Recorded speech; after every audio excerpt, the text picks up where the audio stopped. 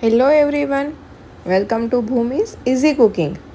આજે હું આપને બતાવીશ ખજૂર રોલ બનાવવા માટેની રીત. ખજૂર રોલ તો તમે અનેકવાર બનાવ્યા હશે, પણ એકદમ સરળતાથી અને ફટાફટ બની જાય તેવા આ ખજૂર રોલ કઈ રીતે બને તેના માટે આ વિડીયોને છેલ્લે સુધી અચૂક જોજો. જો તમે આ ચેનલ પર નવા હોય તો ચેનલને સબસ્ક્રાઈબ કરવાનું ભૂલશો નહીં. સબસ્ક્રાઈબ કરવું એકદમ જ ફ્રી છે. ખજૂર રોલ બનાવવા માટે મેં અહીં સૌપ્રથમ જે સાદો ખજૂર આવે છે તે લઈ તેના ઠળિયા દૂર કરી દીધેલા છે અને આ રીતે તેના નાના ટુકડા કરી દીધેલા છે. ત્યારબાદ તેને પાણીથી સારી રીતે ધોઈ લો. 3 થી 4 વાર પાણીથી સારી રીતે ધોઈ લો. હવે તેને બાફવા માટે મેં અહીં કુકરમાં પાણી મૂકેલું છે. ત્યારબાદ તેના પર સ્ટેન્ડ મૂકેલું છે. હવે જે વાસણ કુકરની અંદર સમાય તેમાં આ ખજૂરને રાખી દેવાનો છે અને તેને ઢાંકી દેવાનું છે. હવે કુકર બંધ કરી તેની અંદર 3 સીટી કરવાની છે. આ રીતે કુકરમાં 3 સીટી થશે એટલે ખજૂર એકદમ જ સોફ્ટ થઈ જશે. તો તમે જોઈ શકો છો કે ખજૂર એકદમ સારી રીતે બફાઈ ગયો છે. હવે એક પેનની અંદર 2 ટેબલસ્પૂન જેટલું ઘી ગરમ કરવા માટે મૂકેલું છે.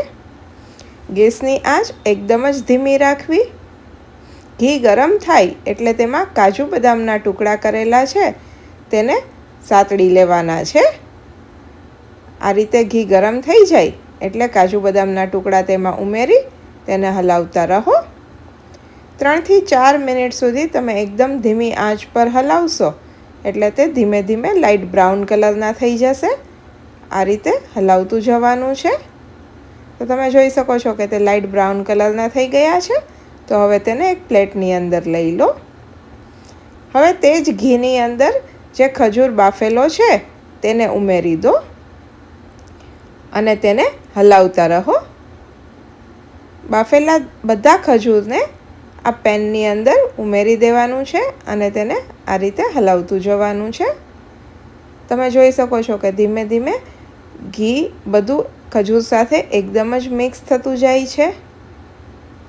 તો આ રીતે ઘી ખજૂર સાથે મિક્સ થઈ જાય એટલે તેને ધીમે ધીમે હળવા હાથથી આ રીતે દબાવતું જવાનું છે. એકદમ જ મેશ થઈ જશે. તમે જોઈ શકો છો કે ધીમે ધીમે બધો ખજૂર મેશ થતો જાય છે.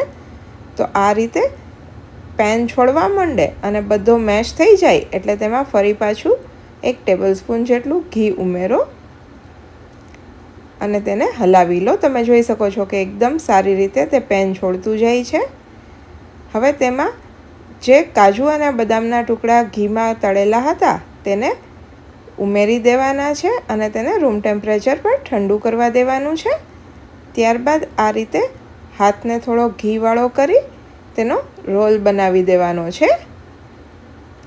આ રીતે તમે જોઈ શકો છો કે બિલકુલ ચોટશે પણ નહીં અને એકદમ જ સરળતાથી તેનો રોલ તૈયાર થઈ જાય છે.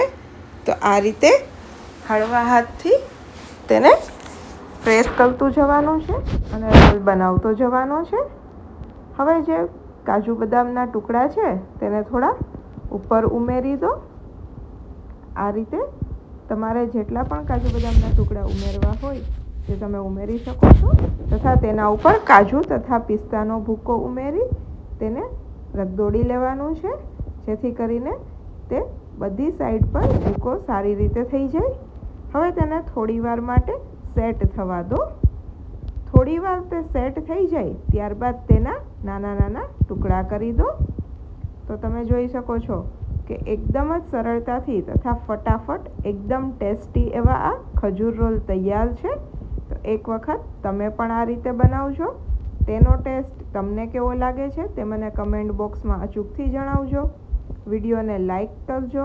તમારા ફ્રેન્ડ્સ, ફેમિલી મેમ્બર્સ અને રિલેટિવ્સ સાથે શેર કરજો અને ભૂમિઝ ઇઝી કુકિંગ ચેનલને સબસ્ક્રાઈબ કરજો. Thank you for watching my video. ફરી મળીશું નવા એક વિડીયો સાથે. એન્જોય.